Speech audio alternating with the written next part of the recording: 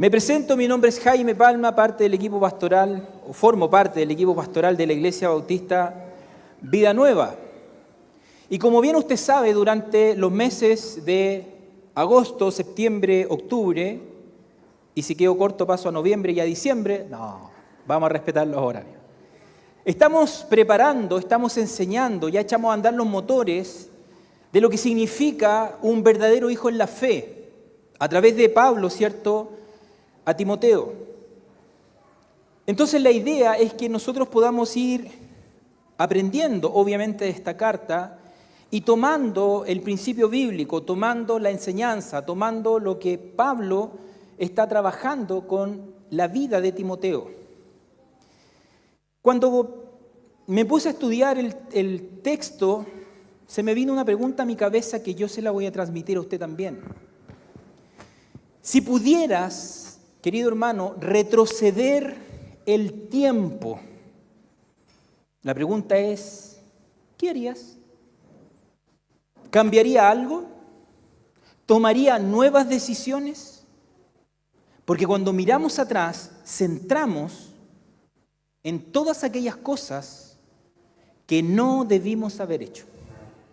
Centramos nuestra mente para no cometer el pecado que habíamos cometido o para no realizar ese error que tanto nos marcó. No hubiésemos hecho lo que hicimos, ni hubiésemos dicho lo que dijimos. Y así, obviamente, comenzamos a pensar de todo lo que hicimos mal. Y si tuviéramos la posibilidad o la capacidad de resarcir esas acciones que cometimos, no le quepa duda que usted las cambiaría. ¿O no? Obviamente. Todos tenemos un pasado que nos marcó en una situación de nuestras vidas. Pero obviamente, a través del apóstol Pablo, el Señor nos va a enseñar algo con respecto al pasado. Y vamos a ver cuál fue la actitud de Pablo en referencia a su pasado. Porque estamos formando un verdadero hijo en la fe. Eso es lo que está en nuestra mente. Eso es lo que está en nuestro corazón, de poder transmitir a la iglesia. Entonces, el verdadero hijo en la fe, vamos a armar, vamos a hacer una arquitectura de una transformación, y escúcheme bien, radical. ¿Qué significa radical? ¿Qué es un cambio radical? ¿Cómo? ¿De cuánto? 180 grados. Radical. Ahora, ya, pero es muy pretencioso lo que usted está diciendo. Es que no lo estoy diciendo yo simplemente lo voy a transmitir de la forma en que Pablo le habla a Timoteo. ¿Y cómo lo vamos a hacer? A través de 3 pilares que son interesantes de ver según la enseñanza de Pablo a Timoteo. Primero, vida nueva. Póngase en su mente todo el rato, vida nueva, vida nueva. Le va a ser fácil. Iglesia Bautista, vida nueva. Vida nueva, obra nueva. Vida nueva, gracia nueva. Vida nueva, fe nueva. Sobre esos puntos vamos a desarrollar esta mañana. ¿Cómo parte el apóstol Pablo escribiendo el versículo 12? Dice así: doy gracias a Cristo Jesús, nuestro Señor. Fíjese lo que habla el apóstol Pablo. A veces nosotros las palabras, ¿cierto?, que están en la Biblia, se nos pasan, y perdón el término coloquial, se nos pasan colado. No tomamos el peso de lo que eso significa. Y lo primero que el apóstol Pablo está manifestando es un agradecimiento donde inicia este párrafo, versículo 12. Cuando nosotros vemos la palabra agradecimiento, en el griego expresa y tiene un sentido. Y ese sentido significa gratitud tengo. Esa es la palabra doy gracias. Gratitud tengo. Y en todas las cartas de Pablo, él tiene gratitud, va a estar presente la gratitud. ¿Por qué? Porque va a entender cómo fue su vida pasada y lo malo que había sido estando apartado del Señor. Pero, y aquí viene lo medular de este asunto, él no se estanca en sus acciones cometidas, sus acciones pasadas cometidas. Muy por el contrario. Su agradecimiento se dirige al Señor Jesús, Jesús nuestro Señor. Y esta expresión, Jesús nuestro Señor, es una confesión central del cristianismo. Jesús, en hebreo, significa Dios salva. Cuando Pablo está diciendo, gracias Jesús, él está diciendo, gratitud tengo porque tú me salvaste. Porque tú eres el Dios de mi salvación. Dios salva. Él es el Salvador. Pero también menciona y dice la palabra Señor. Que en el griego la palabra Señor reconoce la autoridad divina, la soberanía absoluta y el poder supremo sobre toda la creación y toda la vida de los creyentes. ¿Está entendiendo el fundamento? Gracias Dios. Gracias Cristo Jesús, nuestro Señor. Es decir, que en el corazón de Pablo existe una profunda gratitud de aquel Jesús que fue su Salvador. Existe una profunda gratitud de aquel Jesús que es su Señor. Y en ese Señor y en ese Salvador, Pablo tiene puesta su esperanza. Este Salvador en algún momento de la vida se cruzó en el camino de este hombre. Y desde el momento que Cristo se cruzó en la vida del apóstol Pablo o de Saulo, déjeme decirle que ya no fue el mismo. Hubo un cambio radical.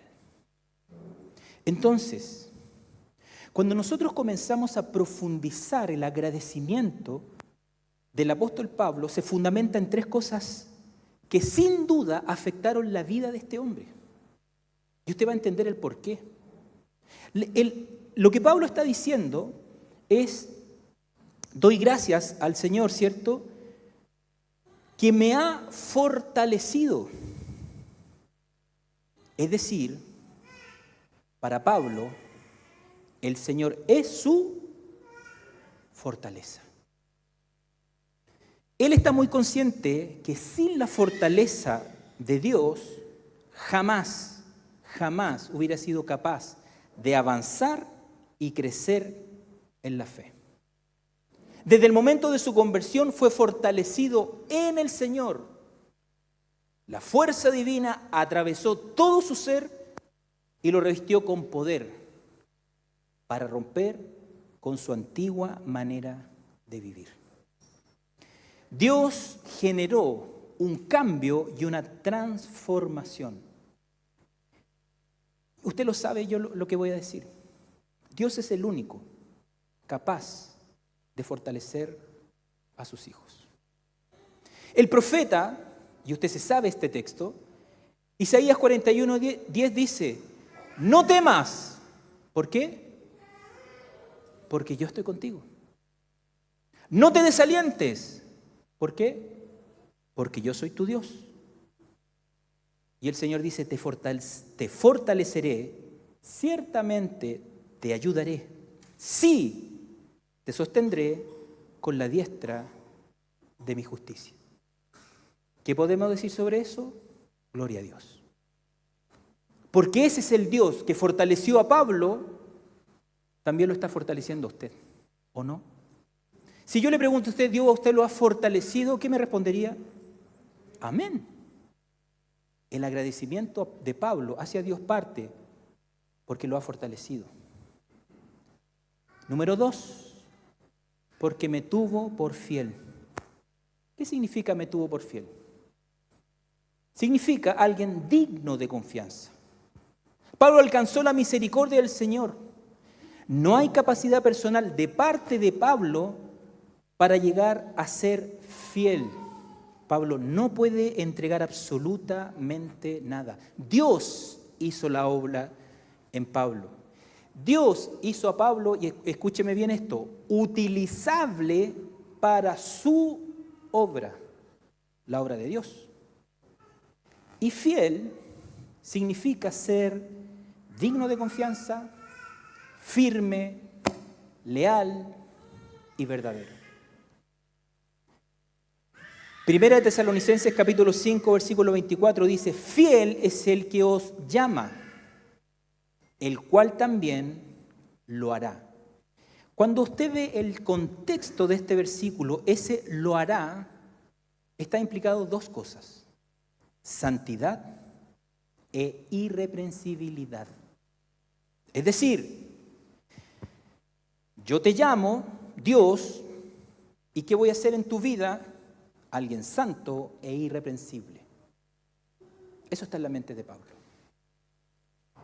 Entonces, el agradecimiento, Dios me ha fortalecido. Entonces, el agradecimiento me tuvo por fiel. Y por último, poniéndome en el ministerio. Porque entienda, Dios tiene planes en la vida de los creyentes. No es que Dios simplemente lo trajo ya y venga y está todo bien.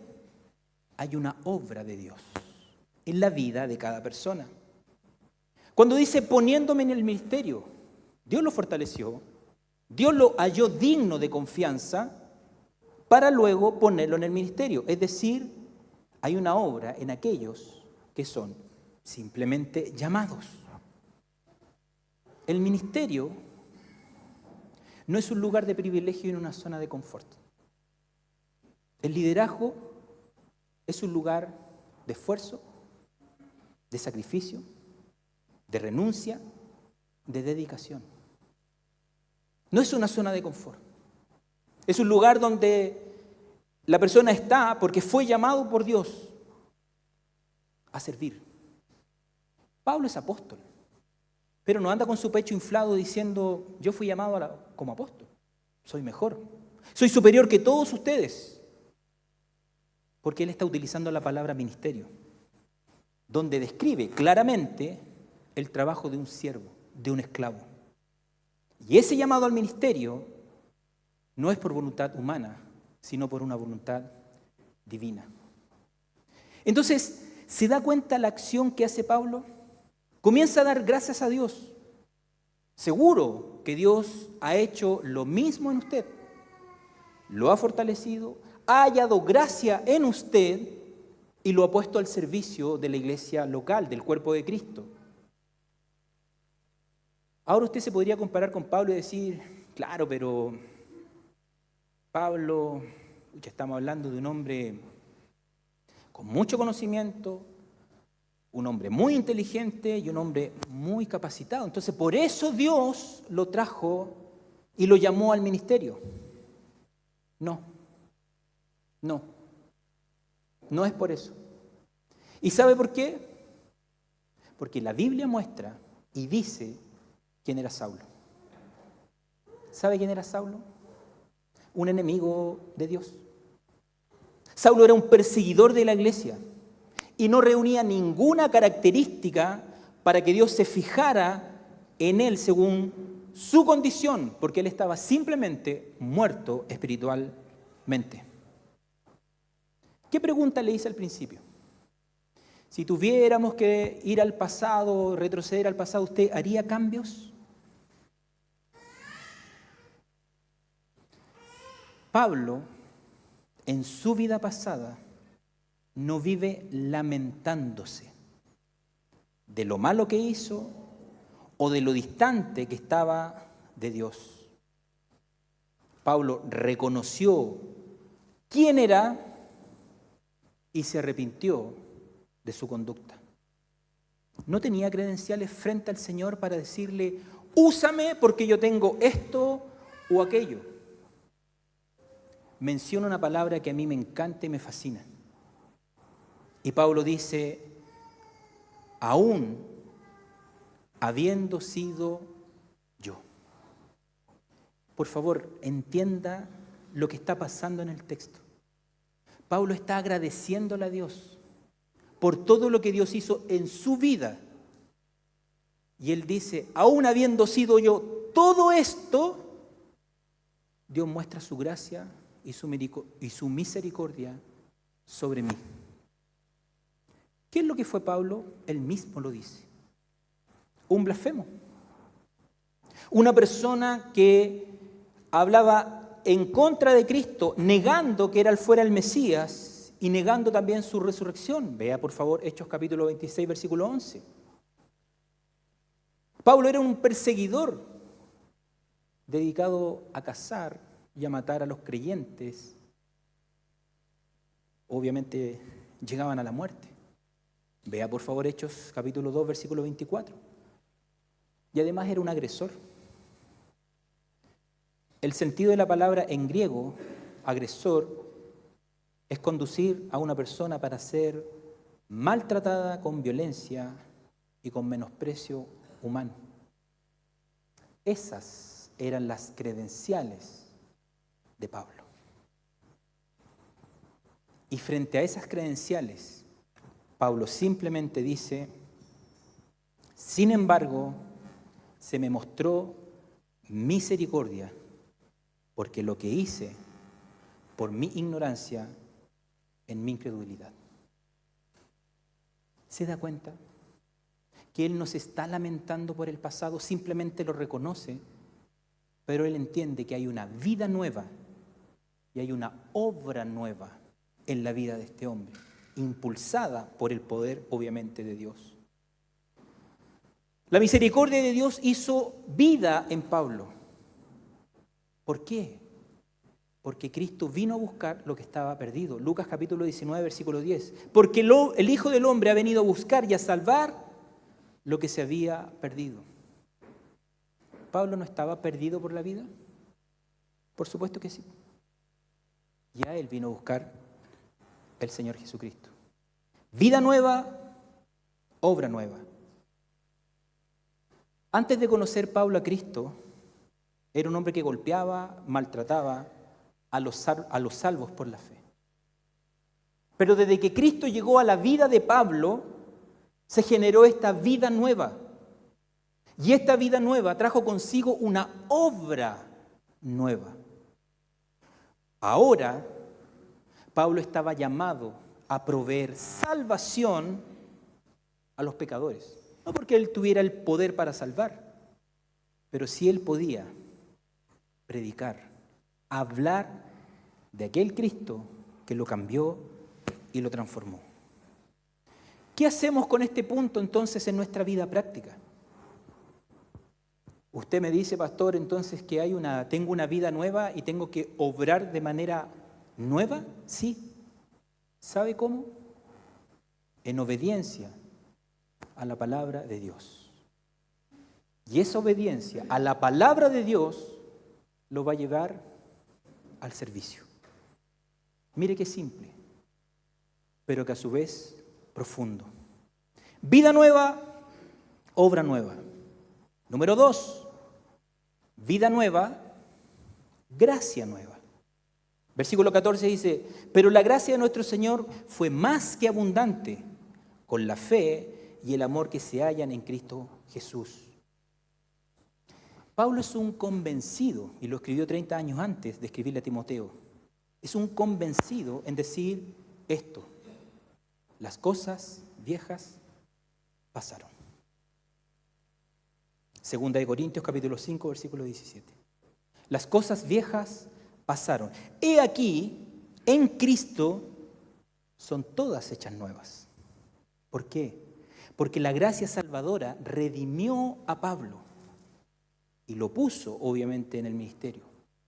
Y esa gracia salvadora que se efectuó en la vida de Pablo fue mucho más abundante que el pecado que Pablo había cometido. Ese viejo hombre contaminado y esclavo del pecado era del pasado. Hoy día se veía vivificada la gracia salvadora de Cristo en este nuevo hombre que Dios instauró. La gracia de Cristo se manifestó en Pablo en una dimensión que supera toda la ruina del pecado.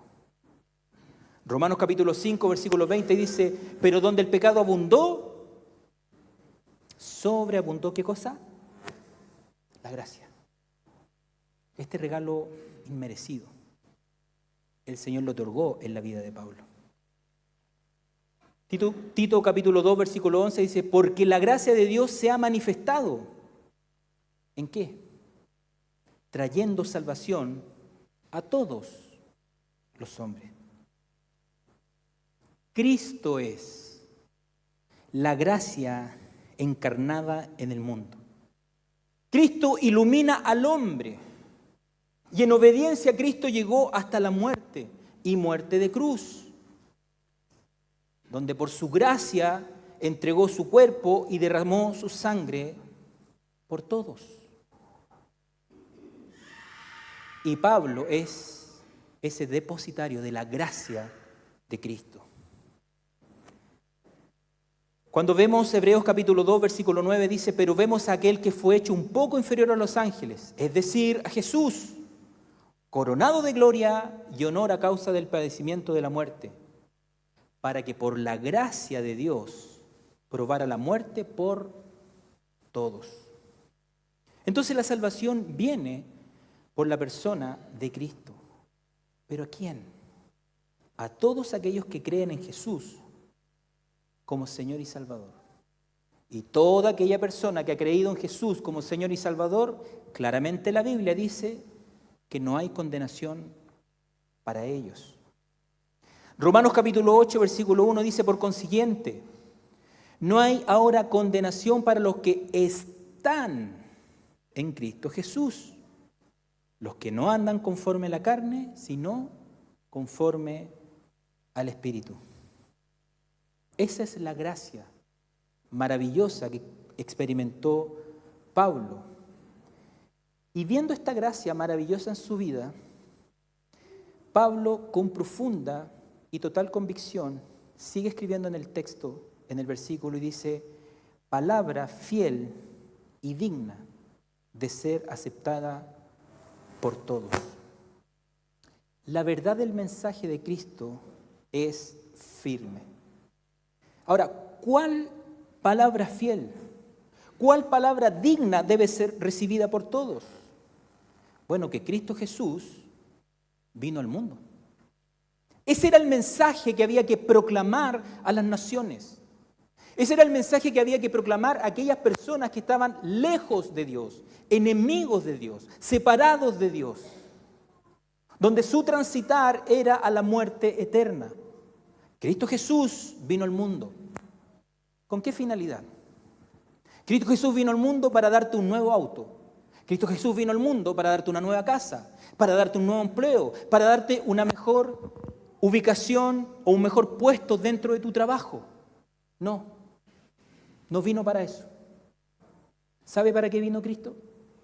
Y lo dice el texto, para salvar a los pecadores. Ese es el mensaje que las personas necesitan escuchar y necesitarán escuchar. Cristo Jesús vino al mundo para salvar a los pecadores. La venida de Cristo es la base fundamental de la salvación del pecador. Dios determinó hace 2000 años atrás esa venida de este maravilloso Hijo. ¿Para qué? Para proveer la salvación, es decir, la vida eterna para el hombre, a todo aquel que crea en Él. Y el apóstol Pablo y dice, para salvar a los pecadores. Y yo me imagino que mientras escribía estaba en una profunda reflexión, este es un pensamiento mío simplemente, entre los cuales yo soy el primero.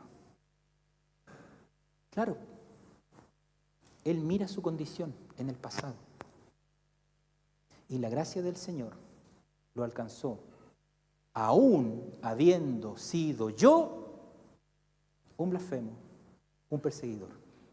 ¿Está entendiendo? Por eso es que Pablo comprendió en profundidad el regalo que había obtenido en Cristo, que había sido marcado por su depravación y total separación de Dios. Y ahí, obviamente, emerge desde lo profundo de su corazón esta humilde gratitud y pudo decir: yo soy el primero de los pecadores, porque hice daño, porque hice lo malo, porque estaba completamente separado de Dios. Pero ¿qué halló Pablo en el Señor? Misericordia. Lo mismo que usted y yo encontramos en el Señor cuando nos acercamos a Él. Que es lo que nos dice Hebreos capítulo 14, versículo 6. Por tanto, acerquémonos con confianza al trono de la gracia. ¿Qué va a recibir usted cuando se acerca con confianza al trono de la gracia? La Biblia lo dice, para que recibamos misericordia y hallemos gracia para la ayuda oportuna. Pablo está preparando el corazón de Timoteo para lo que se viene. Pablo está mostrando a este Dios maravilloso, porque le va a dar una comisión, algo lo va a mandar, pero tiene que tener el fundamento de quién es Cristo. Jesucristo muestra toda su paciencia con todos aquellos que habrían de creer en Él para vida eterna. El texto lo dice, Dios tuvo paciencia obviamente con Pablo, a pesar de la dureza de su corazón. Vida nueva, gracia nueva. Pablo estaba viviendo una gracia que no pudo encontrar en nadie, ni en la religión, ni en nada, porque era una provisión de Dios. Y este verdadero hijo en la fe, al igual que Timoteo, ¿qué es lo que hace? Este hombre de Dios que encontró misericordia, que encontró gracia, reconoce en Dios, y el centro de la adoración de Pablo es Dios. Y proclama a viva voz a Dios como Rey eterno. Proclama a viva voz a Dios como inmortal, como invisible, como único Dios. Y a Él dice: sea el honor y la gloria por los siglos de los siglos. Amén. ¿Qué podemos decir frente a eso? Gloria a Dios. Porque el sustento de la vida de Pablo estaba en este Dios vivo, donde solo en Él halló la misericordia y la gracia para su vida. Vamos a la vida práctica, vamos a la práctica cristiana. Si yo estoy aprendiendo, entonces ¿cómo debo llevar este punto a mi vida? Reconociendo todo lo que Dios ha hecho en usted. Y si hace un recorrido, sin duda, usted va a decir: lo mismo que encontró Pablo en Dios, también ha pasado en mi vida. ¿Cuál es lo práctico que tenemos que hacer durante toda esta semana y de aquí en adelante? Dios debe ser el centro de la adoración en tu vida. No pongas otra cosa en el centro de tu ser. Debe ser Dios el digno de adoración y alabanza, con toda tu mente, con todo tu cuerpo y con todo tu ser. Número 3, recuerde: vida nueva, obra nueva. Vida nueva, gracia nueva. Y por último, vida nueva, fe nueva. Versículo 18 dice: esta comisión te confío, hijo Timoteo, conforme a las profecías que antes se hicieron en cuanto a ti, a fin de que por ella pelees la buena batalla. Yo le dije que Pablo venía preparando a Timoteo. Piensa en este Dios, todo lo que ha hecho por ti, porque te tengo que comisionar. Hay un trabajito que hacer.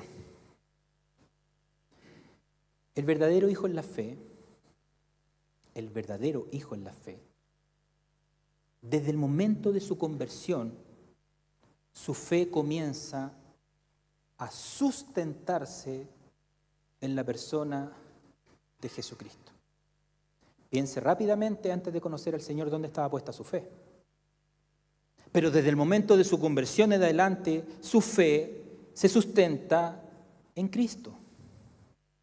Una nueva vida en Cristo te lleva a una nueva fe en Cristo. Y Pablo comisiona a Timoteo: pelea la buena batalla. El apóstol Pablo, cuando habla de la vida cristiana, lo hace a través de ilustraciones o metáforas como una carrera. Lo hace una metáfora como una batalla. Y muestra, ¿cierto? Y dice una carrera en el estadio. Correr la carrera que tenemos por delante. Un soldado que enfrenta una batalla. Metáforas. Ideas para ilustrar lo que significa el caminar cristiano. Piensa en esto. ¿Una carrera es fácil? ¿Sí o no? ¿Qué hay detrás de esta competencia del día domingo por la mañana, los 100 metros planos? ¿Me levanto y voy? No, me pongo el short, la polera y salgo a correr. ¿Qué hay detrás? Preparación, esfuerzo, sacrificio, dedicación, renuncia, porque me estoy preparando para la carrera. Piense usted en una batalla. A mí me encantan las películas de la Segunda Guerra Mundial, creo que me la he visto, si no el 100%, la mayoría. Da lo mismo el bando, los buenos o los malos. El rostro de los soldados manifiestan dolor, quebranto, angustia, frustración, pena, tristeza. Porque una batalla no es fácil. Porque no es algo sencillo, no es algo ligero. Es algo que se tiene que enfrentar de manera compleja, difícil. Pero la batalla en la fe siempre está sustentada por el poder de Dios. ¿A través de qué? La intercesión del Hijo, que intercede por usted, y la fortaleza del Espíritu Santo. Y ahí nos fundamentamos en la palabra de Dios, porque Mateo capítulo 28, versículo 20, ¿qué dice? Que el Señor Jesucristo estará todos los días hasta el fin del mundo. ¿Lo cree usted así? Fundamentados. Y hay otra promesa del Espíritu Santo. Que el Espíritu Santo estará con sus hijos para siempre.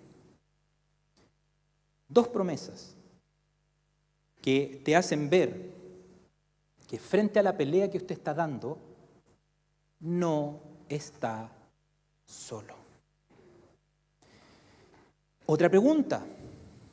¿Se le ha hecho a usted difícil el camino de la fe? ¿Sí o no? Con la mano en el corazón. Sí, ¿cierto?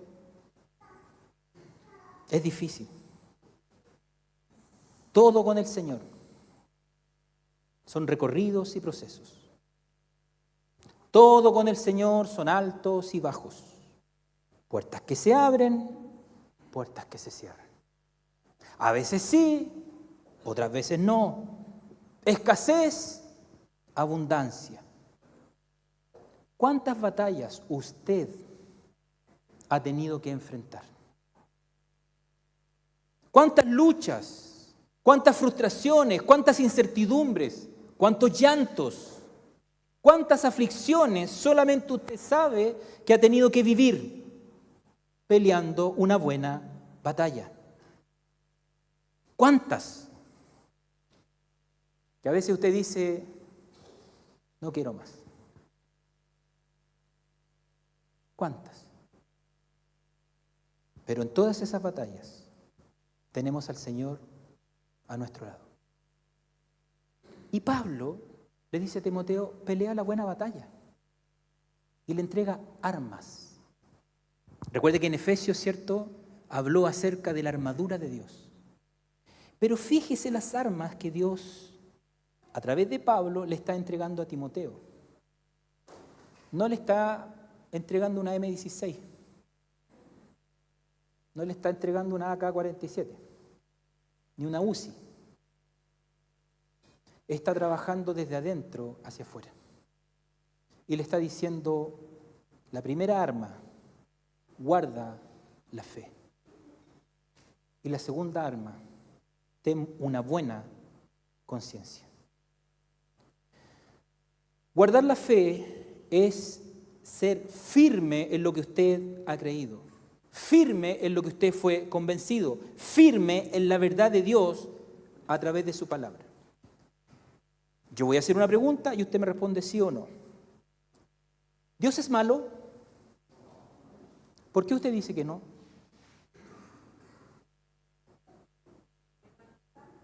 ¿Ah? Claro, es santo, pero yo estoy preguntando si es malo. ¿Por qué no es malo? La Biblia dice que Dios es bueno. Eso significa guardar la fe. Ser firme en la convicción de que Dios es bueno. Pero estamos en un mundo malo, pero Dios es bueno. Firme convicción. Anclado en la verdad de Dios.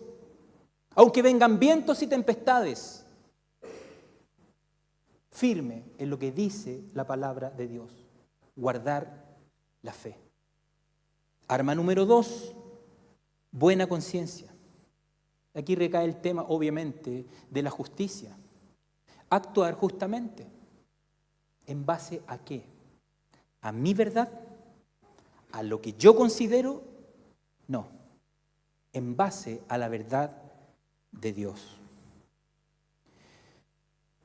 Ahora, tenemos que pelear la buena batalla. Tenemos la arma 1, que es guardar la fe. Tenemos el arma 2, que es la buena conciencia. Hago una siguiente pregunta. Todos, y no piensen en la Iglesia Bautista Villanueva, por favor. Todos dentro de la iglesia guardan la fe y la buena conciencia. Dígalo con fuerza.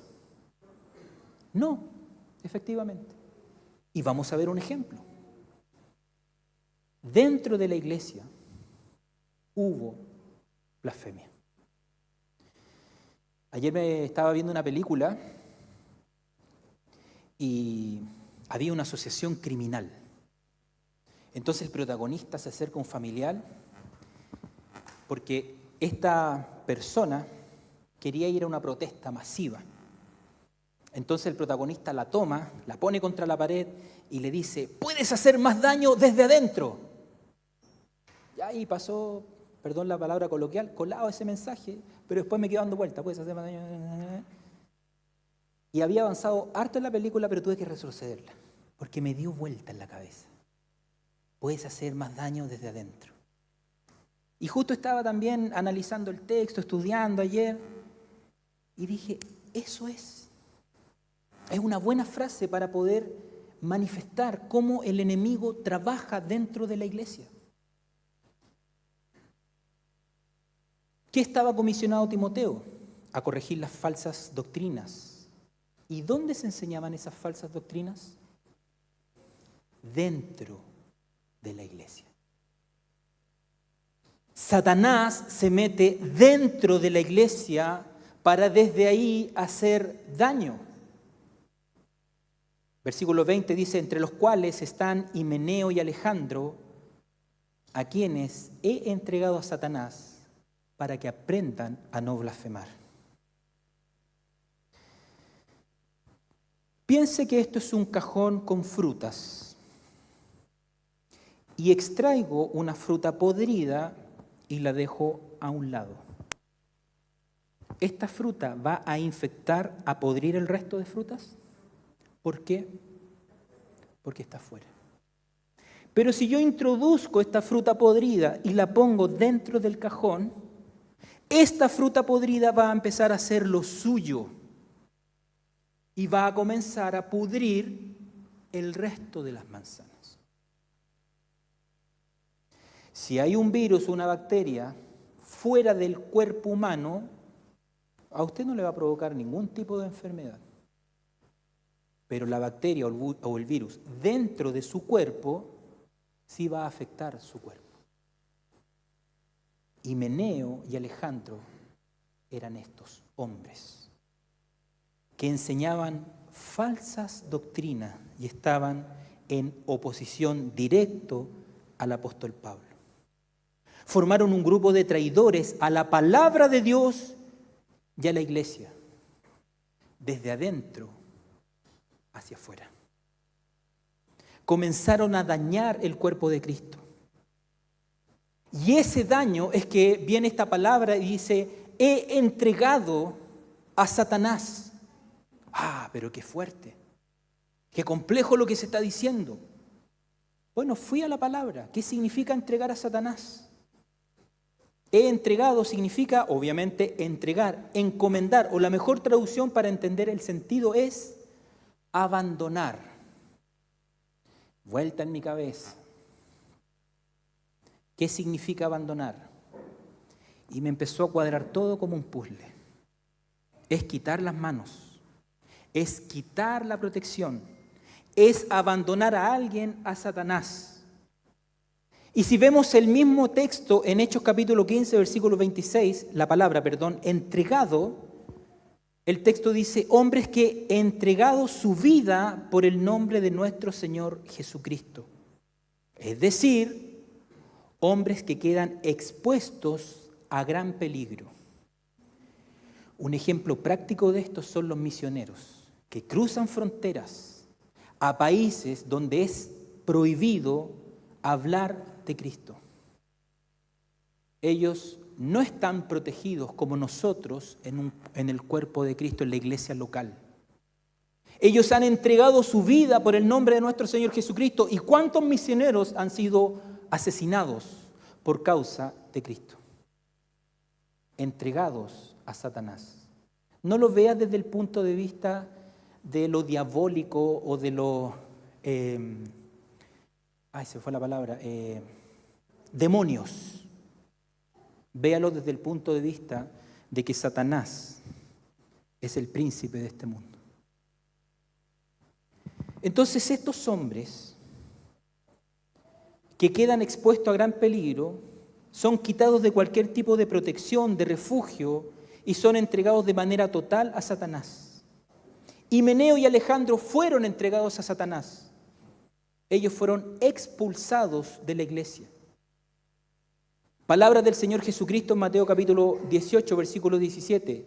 Sea para ti el gentil y el recaudador de impuestos, es decir, como un publicano.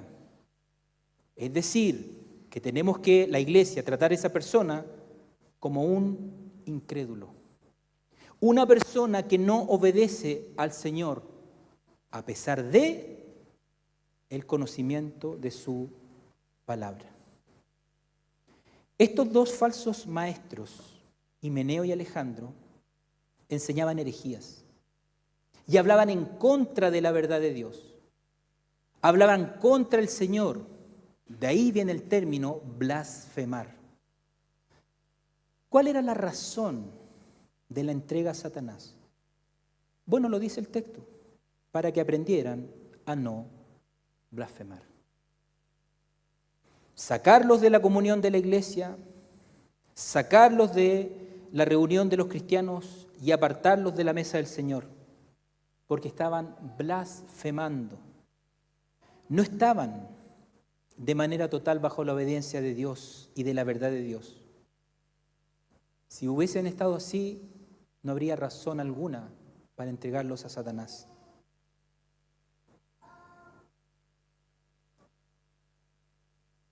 Esta decisión los llevaría al versículo precisamente para que aprendan a no blasfemar.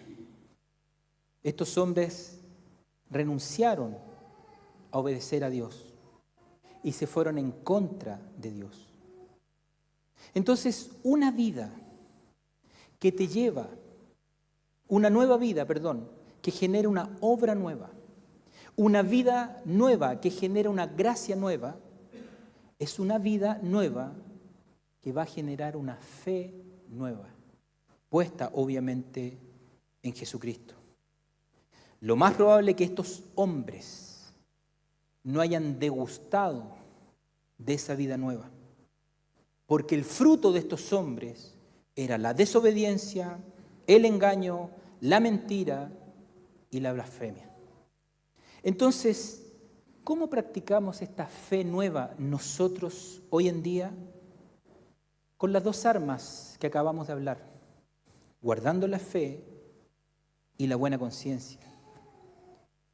Y apartándose, mi querido hermano, mi querida hermana, de toda blasfemia y falsa doctrina que pueda escuchar usted en redes sociales. En conclusión y para terminar, última diapositiva.